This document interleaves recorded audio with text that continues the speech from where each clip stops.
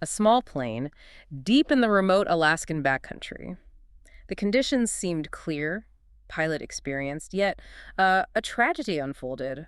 How does something like that happen, especially when, things look okay on the surface? It's a really unsettling question, and often when you dig in, you find it's not just one thing. It's a whole combination of factors lining up. Absolutely. It, So today, our deep dive is into that 2023 plane crash, the one that tragically killed Eugene Peltola Jr., husband of former U.S. Representative Mary Peltola.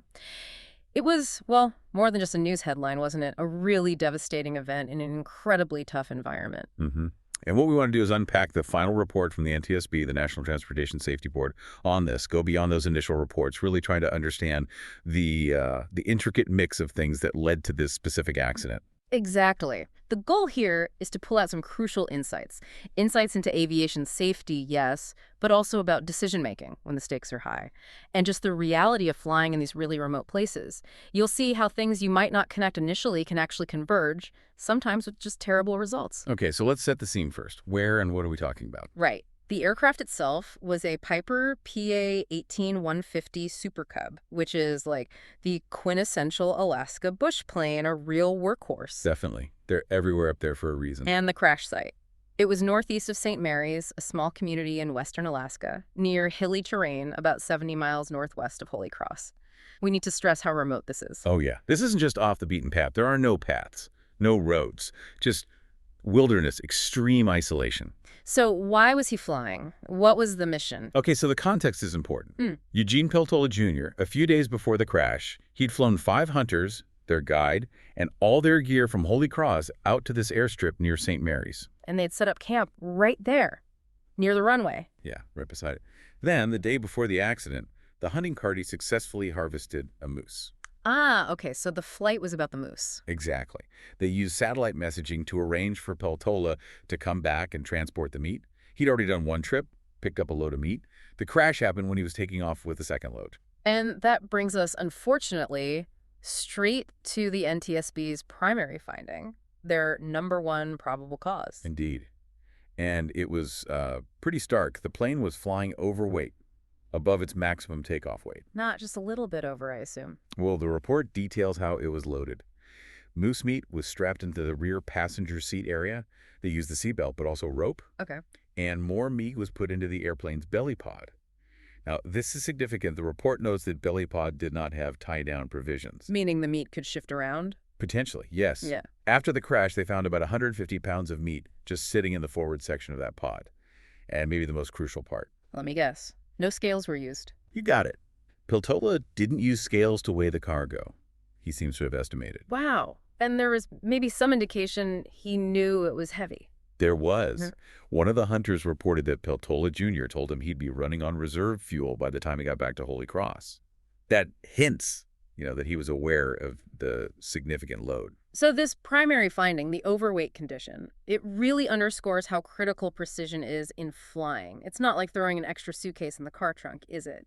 Can you break down how being overweight affects a plane like that Super Cub? Absolutely not like a car. It's fundamental physics. When an aircraft is overweight, everything gets harder. Its ability to climb, the climb rate, is seriously reduced. It needs more runway, sometimes a lot more, just to get airborne. Okay. Maneuverability suffers. The plane feels sluggish, less responsive, and it burns more fuel, which, as that comment suggests, was likely already a consideration. In the bush, with short, maybe rough airstrips and unpredictable conditions, every single one of those factors becomes a huge risk. A huge risk, and then you start layering other factors on top. Which brings us to the second major element the NTSB identified, the antlers. Right. The antlers. This is quite a visual. A set of moose antlers was actually strapped to the outside of the plane, on the right wing strut.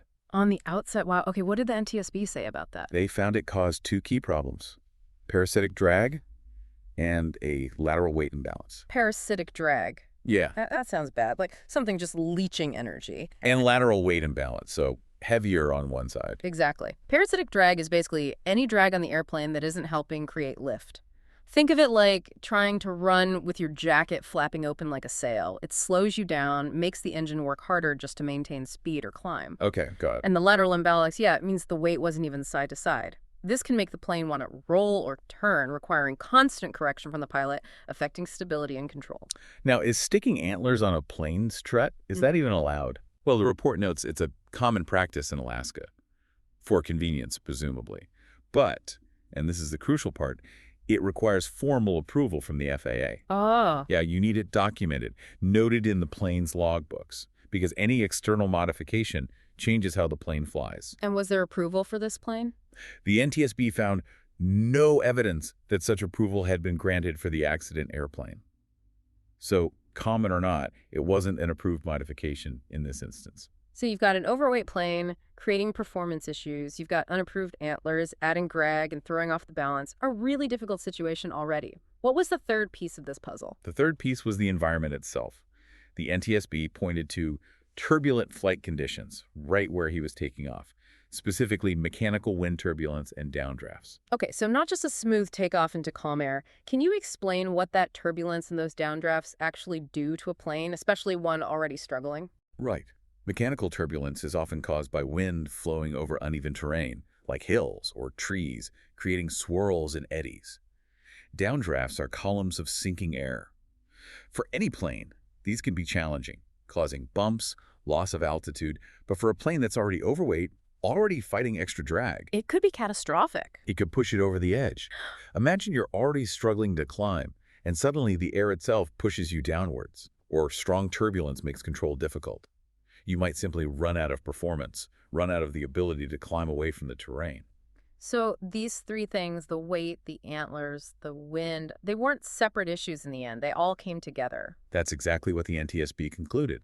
They stated that the downdrafts, quote, along with the overweight airplane and the added drag and lateral weight imbalance caused by the antlers on the right wing, would likely have resulted in the airplane having insufficient power and/or control authority to maneuver above terrain.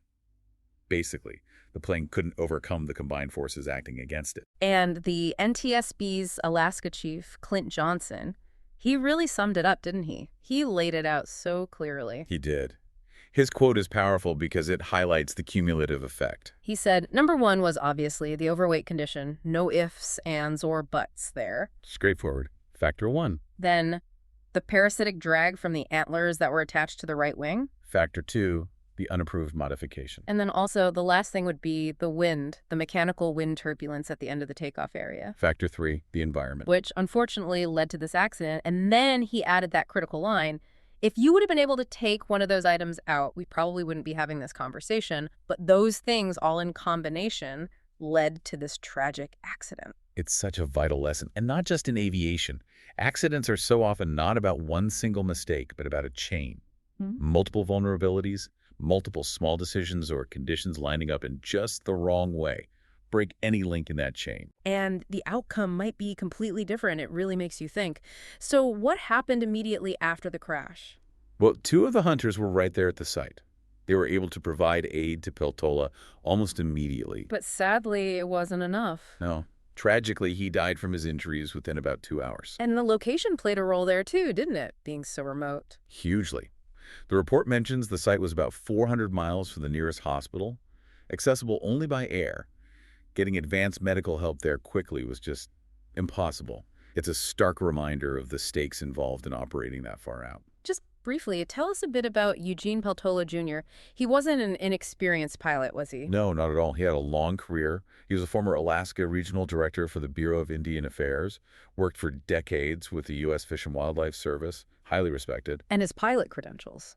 He got his commercial pilot's license back in 2004.